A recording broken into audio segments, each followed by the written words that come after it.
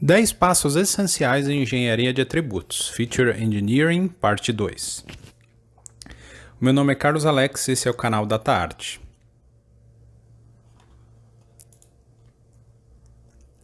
Hoje, pessoal, a gente vai falar sobre a segunda parte do vídeo sobre engenharia de atributos. Só para contextualizar, a ciência de dados a gente fala sobre visualização e exploração de dados, computação e linguagem de programação, matemática e estatística, negócio, machine learning. Dentro de engenharia de machine learning, a gente tem engenharia de atributos, onde no vídeo anterior a gente entendeu a sua importância, os valores faltantes, como lidar com valores faltantes, valores extremos, que são os outliers, novas variáveis. E nesse vídeo a gente vai lidar aqui com a deleção de variáveis, normalização e padronização, e também no próximo vídeo, no vídeo 3, a gente vai falar sobre classes desbalanceadas, one-hot encoding, dados de treino e teste e como adicionar novos datasets ao modelo. A gente nesse vídeo vai ter uma aulinha prática com Python e com R. Só para contextualizar esse slide do vídeo anterior, né? Mas a gente contextualiza aqui que os dados são um diamante bruto. Feature Engineer acaba lapidando esse diamante para o produto final, que é o nosso modelo preditivo. Então, o quinto passo aqui, pessoal, a gente vai falar sobre deleção de variáveis. E quando que a gente deleta uma variável? Quando ela não acrescenta nenhuma informação útil, por exemplo, quando ela é um contador ou um ID, ou quando ela tem baixa correlação com a nossa variável target, que é aquela variável que a gente quer prever. Eu tenho o exemplo aqui de duas colunas, uma é só de ID, né? É o ID dos funcionários, então não vou utilizar essa informação, e outra é um contador de linhas. Essas informações são informações que eu poderia deletar. Ou informações, por exemplo, que não tem nenhuma correlação com a variável target. Imagina que eu quero prever a quantidade de acidentes de carro e eu tenho uma variável chamada preço da gasolina. Quando eu ploto essas informações, eu vejo que não tem nenhuma correlação entre uma e outra. Então, muito provavelmente essa questão do preço de gasolina é uma informação que é inútil para mim. Tá? Um outro exemplo, quando a gente deleta a variável, é quando ela tem pouca variância. Tá? Então, imagina que eu tenho uma coluna lá que todo mundo que está inserido naquele conjunto de dados é maior de 18 anos. Aí eu crio uma coluna chamada, é um flag se a pessoa é maior de 18 anos ou não. Como 100% dos dados vão ser marcados como sim, as pessoas são maiores que 18 anos, essa informação vai ter pouca variância. Então, é uma informação que acaba se tornando inútil para mim. Né? Nesse caso, essa coluna aqui eu deletaria. Ou um outro exemplo é quando a gente tem colunas variáveis que falam a mesma informação. Olha só esse exemplo. Eu tenho o nome da pessoa, eu tenho o salário, consequentemente com o salário eu tenho a faixa salarial, consequentemente com a faixa salarial ou com o salário eu tenho o salário por hora daquela pessoa. Então, se você for ver essas três informações, elas dizem a mesma coisa.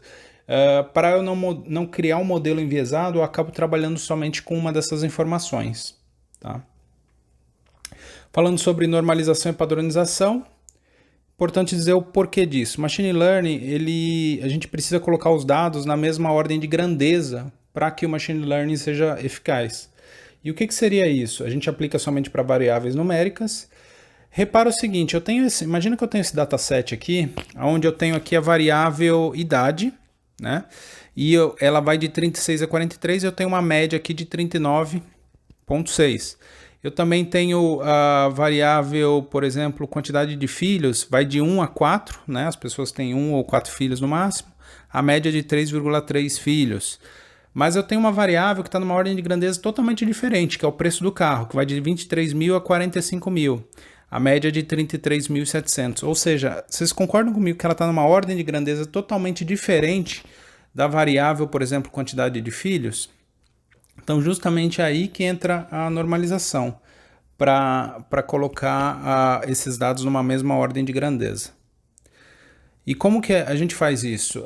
Os dados vão ficar entre 0 e 1, né? Mas caso eu tenha resultados negativos no dataset, aí eu vou ter dados entre -1 até o número 1. Tá? A fórmula da normalização é o valor que eu quero normalizar, menos o valor mínimo daquela variável, dividido pelo valor máximo da variável menos o valor mínimo da variável. Não se preocupem, eu coloquei um exemplo aqui onde isso vai ficar bastante simples. Imagina que eu tenho essa variável idade. Qual que é o valor que eu quero normalizar? O número 38, né? Aquele que está ali em laranja. Eu tenho aqui como valor mínimo da variável, eu fiz uma avaliação lá no meu dataset, o valor mínimo para essa variável é o 36, esse valor em rosa. Então 38 menos 36 é igual a 2. Aí eu tenho o valor máximo da variável, que é o 43, tá? Menos o valor mínimo da variável, que a gente já sabe que é 36. Então 43 menos 36 é igual a 7. 2 dividido por 7, 0,28. Aqui eu arredondei, tá? Para 0,29, porque aqui era 0,28 e alto, né? Era algum valor perto de 0,29. Simples assim a fórmula, tá? Então eu começo a fazer isso para os próximos registros, seguindo essa mesma regra. E aqui, agora eu tenho um valor de idade ali, por isso que eu deixei até numa cor diferente. Parece um rosa ou um vermelho, mas você repara que os valores vão de 0 a 1 e eu tenho uma média de 0,51. Aí eu faço isso para o preço do carro e assim sucessivamente. Aí agora o preço do carro ele vai de 0 a 1 e eu também tenho esses mesmos valores. Eles estão na mesma ordem de grandeza agora da idade. Eu faço isso para a variável quantidade de dias, quantidade de filhos e salário estimado. Simples assim, os dados estão normalizados. Já a padronização, ele vai fazer a mesma coisa, vai deixar tudo na mesma escala, porém, ele é um pouco diferente. Lá, os dados vão ficar com a média igual a 0 e um desvio padrão igual a 1. Tá? Então, aqui, o que a gente vai fazer? A padronização ela é igual o valor que eu quero padronizar, que nesse caso é 38, menos a média. A média desse conjunto aqui é 39,6, dividido pelo desvio padrão do conjunto, que eu já sei que é 2,06. Então, esse valor menos esse dá menos 1,6, dividido por 2,06 dá menos 7,8. Vou fazendo isso para os outros registros e assim sucessivamente. Daí eu tenho a idade já padronizada, os dados agora vão de menos 1,75 a 1,65 e eu tenho a média igual a 0 e o desvio padrão igual a 1. Faço isso para as outras variáveis e tenho aqui o preço do carro já padronizado e tem as outras variáveis padronizadas. Repara que a média ficou zerada para todas. Porém, os valores ali, eles vão de a maioria vai de um valor negativo até um valor positivo, porém eles estão todos na mesma ordem de grandeza. Prática a gente vai fazer com Python e com R, tá? Deixa eu já puxar aqui o Python. A gente vai trabalhar aqui com o nosso modelo aqui no Python. Então aqui eu tenho um dataset. Que é aquele mesmo que a gente trabalhou na parte 1, onde eu tenho informações diversas sobre funcionários de uma empresa. E aqui eu tenho variáveis como a employee count e employee number, que são variáveis que você vê, o employee count é um contador, é o número 1 para todos os registros. E o employee number é um ID do funcionário. Eu não preciso dessa informação, né? Então eu já vou aqui direto, eu já vou fazer um drop nessas colunas. Então já retirei essas colunas, tá? Eu dei um data drop, coloquei o nome da coluna. O data é o nome do dataset, o drop é a execução que eu quero fazer, colocando o nome da coluna e o in place aqui igual a true é para eu fazer tudo isso no mesmo dataset. A gente tem uma variável chamada over 18. Todos os valores estão igual a y, ou seja, quer dizer que todos os funcionários são maiores de 18 anos. É uma coluna que eu também não preciso.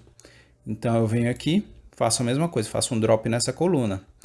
Standard Hours, todos os funcionários fazem o mesmo padrão de número de horas por semana, né? Então vou fazer a mesma coisa, vou fazer um data drop, tá? Se eu for olhar o dataset agora, vou verificar que essas colunas não existem mais lá, tá?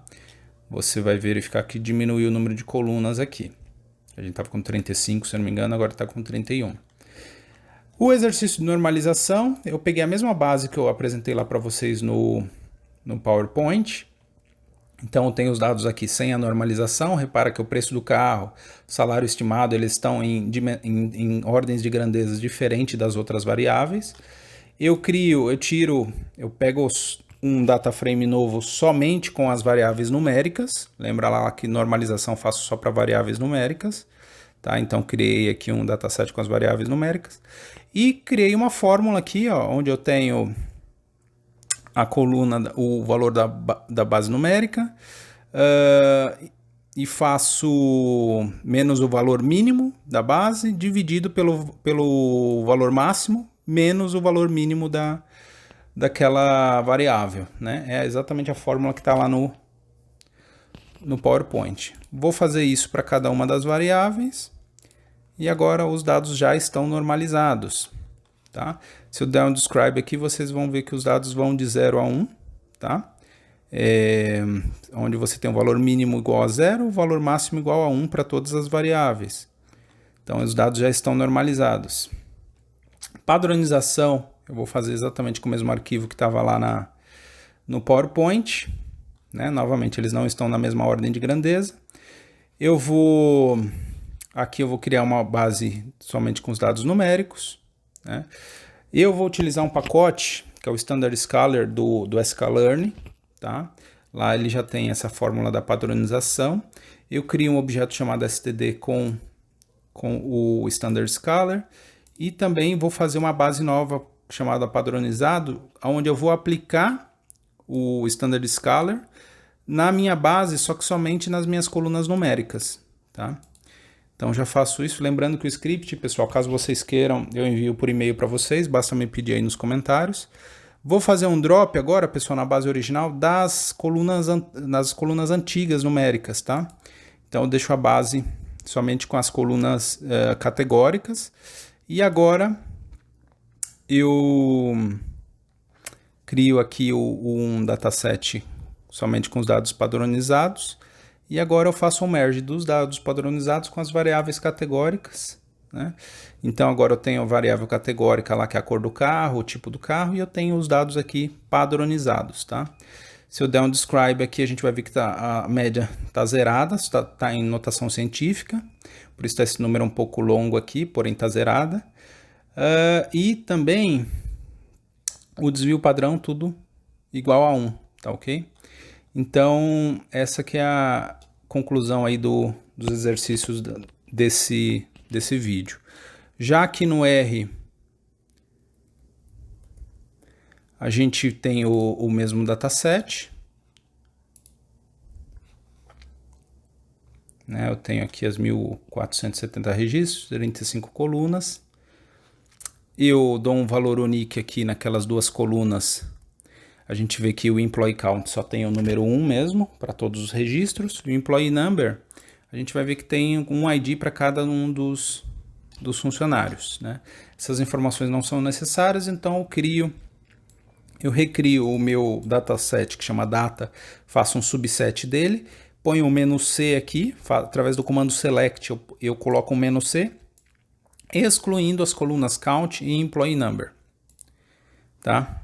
Opa, é que selecionei ali, por isso que deu esse erro. Bom, já fiz isso, eliminei a coluna. O unique, a gente já sabe que todos os valores são igual a y. Então, a gente elimina. Né? Eu faço a exclusão aqui, ó. Faço "-c, over 18. O comando que eu estou utilizando é um select. Estou jogando dentro do dataset data. Standard hours, eu vou fazer a mesma coisa. Tá?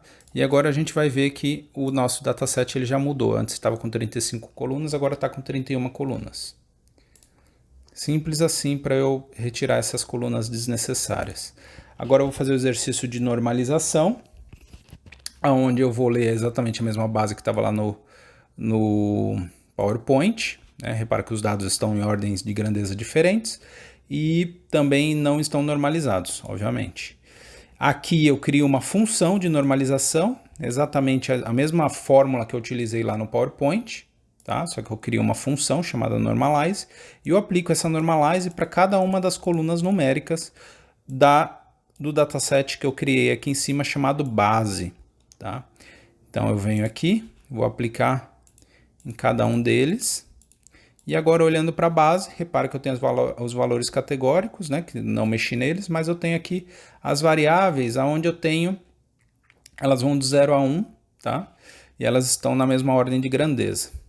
Se eu der um summary aqui, eu vou verificar que os valores mínimos são 0, né, para todas as variáveis, e o valor máximo é 1 para todas as variáveis numéricas. Padronização, eu vou utilizar a mesma base que estava lá no PowerPoint, tá? Então, deixa eu dar um display nela aqui, a gente vê que a base está aí, tá? Eu criei um base 1, né? Aqui no base 1, o que eu vou fazer? Eu vou